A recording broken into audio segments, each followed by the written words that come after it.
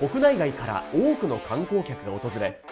世界で最も住みやすい25の都市に選出された福岡。その他にも野球、サッカーをはじめ地元に根付いているさまざまな競技のクラブチームがあり、日本を代表し世界で成績を残す選手を多数輩出。そう、スポーツ立県福岡でもあるのです。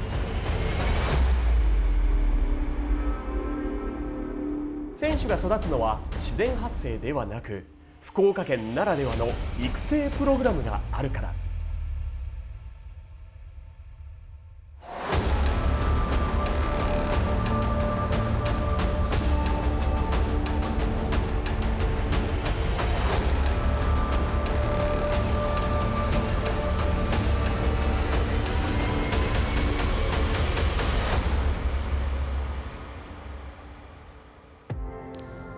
2004年に福岡県が日本で初めてスタートさせた福岡県タレント発掘事業。小学5年生から中学3年生までの運動神経に優れた金の卵を発掘、世界に羽ばたくアスリートに育成するプログラムです。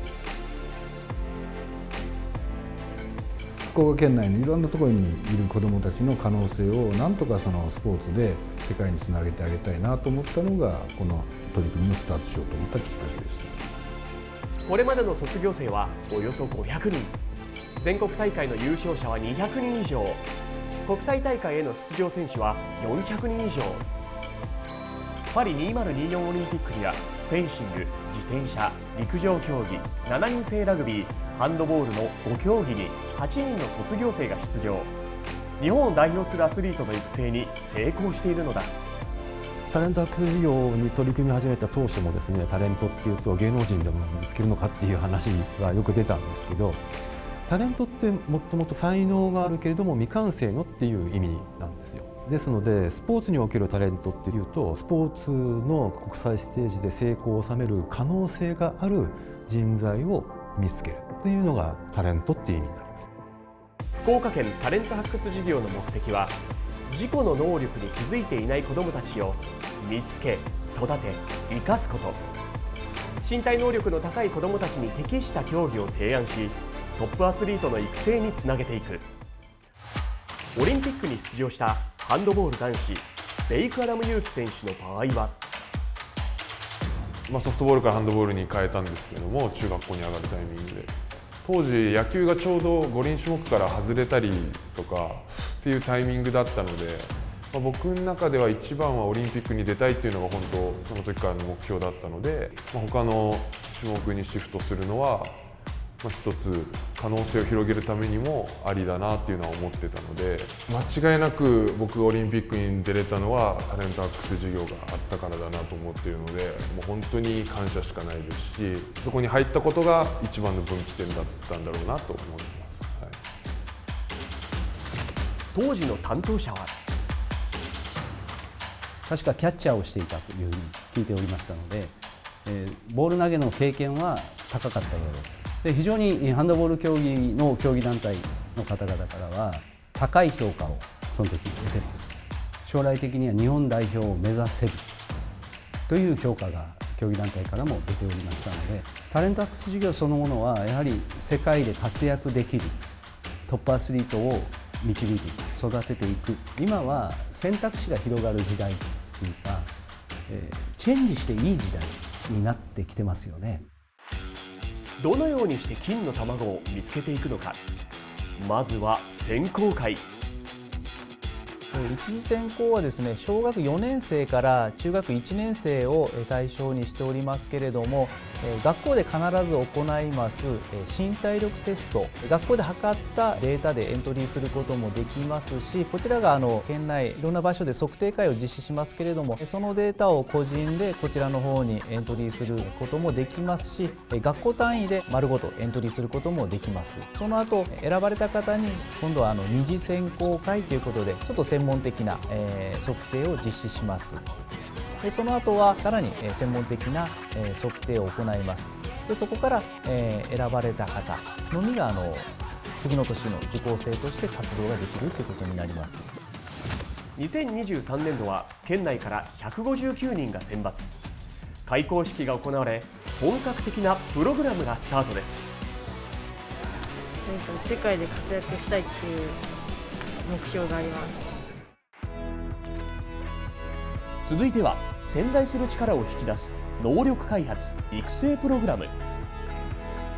県内の競技団体のコーチにそれぞれの競技を通して能力を高めてもらうっていうもの、なかなか学校では味わえない、フェンシングであったりとかホッケーであったりというのもありますし、学校でも経験するようなバスケットボールであったりとかバレーボールであったりとか、そういったものも経験していくことになります。それぞれの競技特性によって得られる能力っていうものがそれぞれ異なりますので、その競技を通して体を上手に動かす能力であったりっていうのを身につけさせるっていう狙いがあります。体験する競技は1年間で20種類ほど。さまざまな競技を体験することでアスリートとしての潜在能力を引き出します。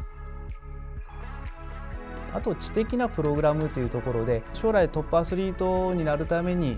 必要な知識であったり、日本を代表する選手としてですね、人間力も身につけてもらう必要がありますので、例えばオリンピズムの考え方を学んだり、アンチドーピングのことを学んだりですね、食育にはかなり力を入れておりまして、そういったプログラムを実施しております。当時のことをレイク・アダム・ユーキ選手に聞いてみると、学校の中では一番っていうのは当たり前っちゃ当たり前だったんで、井の中の蛙じゃないですけど、やっぱ小さい世界でしか自分の立ち位置っていうのは分からなかったんですけど、いざ県から集まってくるってなった時に、身長も僕結構大きかったんですけど、自分より小さいけど足速い人がいたりとか、結構ジャンプ力あるなみたいな人がいたりっていうのはすごく新鮮でしたし、やっぱすごいなって思うのはありました。潜在能力を引き出した後は、それぞれに合う競技を探すパスウェイプログラムに進みます。自分に合った競技を選んでいく、競技適性を見ていくっていうふうなプログラムになります。毎年測定をしている体力テストから、適合度を算出するっていう方法と、小学6年生、それから中学2年生、それから中学3年生の時に競技団体の方に評価をもらってですね、我々事務局員と三者面談を実施します。育成環境がどこにあるよとかいう環境的なものも合わせてですね、提示をしまして、将来はあなた日本代表になれますとかですね、それぞれ評価をもらいますので、その評価をもとに高校からはこの競技で頑張っていきますっていうふうな最終競技を選択するっていうふうな流れになっています。重量挙げをしていた選手が瞬発力を見出されフェンシングに、陸上競技をしていた選手が床を蹴る力を見出され重量挙げの選手になることも。3期生の福島志保美選手の場合は、でその時は私結構小学校の中でも足が速い方だったんですけど、それもあってか私は陸上でオリンピックに出たいっていうのはずっとありました。もともと陸上競技やバドミントンをしていた福島選手、福岡県タレント発掘事業でフェンシングへ転向しオリンピックへ。当時を知る指導者はこう感じたそう。ものすごい瞬発力とバネを持っていましたし、さらにそれに磨きをかけてますから、高校からスムーズにフェンシングという競技につながることができた結果、3年間しかやっていない中で、インターハイで3年生の時に彼女は優勝していますから、例えば、野球のピッチャーがやり投げにコンバートしたりとか、適材適所にはめてあげれば、アルプススタンドで応援をしている選手の中にも実はオリンピアが眠ってるんじゃないのかっていう。陸上は私中学3年生の全中に行けなくて、陸上で世界を目指すのは厳しいなって思ったんですよ、その時。でそこでいろんな種目を体験して、でフェンシングの体験に開成高校に一度行ったんですけど、顧問の先生がすごく私を高く評価していただいて、強く誘っていただいたんですよ。いやもう私はタレント発掘事業でフェンシングに出会っても人生がすごく変わったと思ってるんで、もう本当に運命だなって感じです。一方で他の競技への転向はしなかったものの、福岡県タレント発掘事業での経験によって才能が大きく開花し、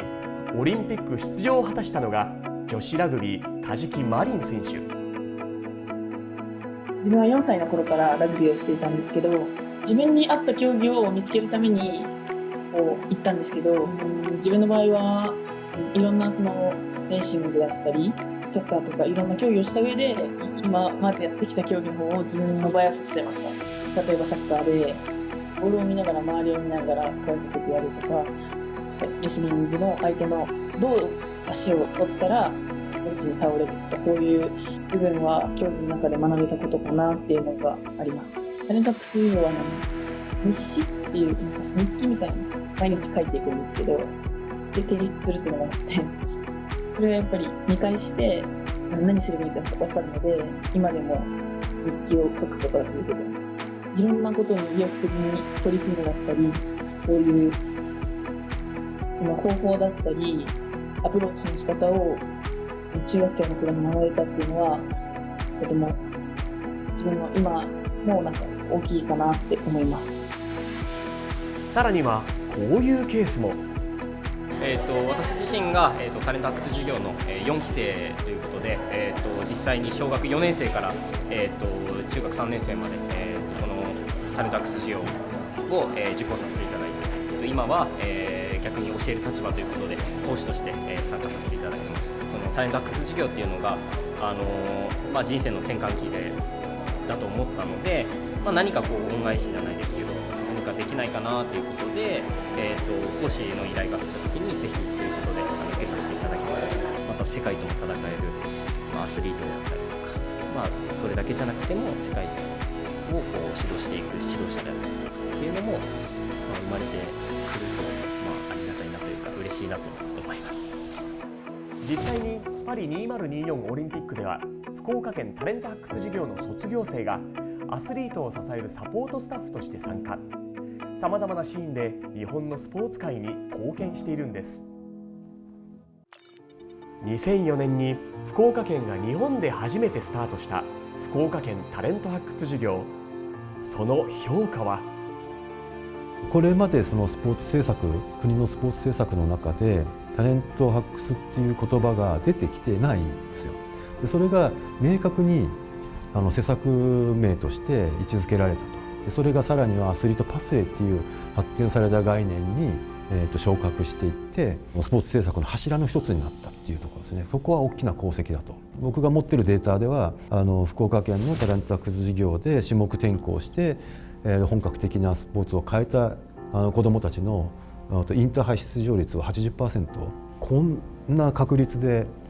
全国レベルの水準に到達するっていうのはなかなかないと思いますね。これで日本のスポーツ変わるなっていうそういう感覚がありました。世界で活躍できるそういう人材を見つけて育てていく仕組みを福岡県が持ってるっていうところは非常に大きな財産だというふうに思います。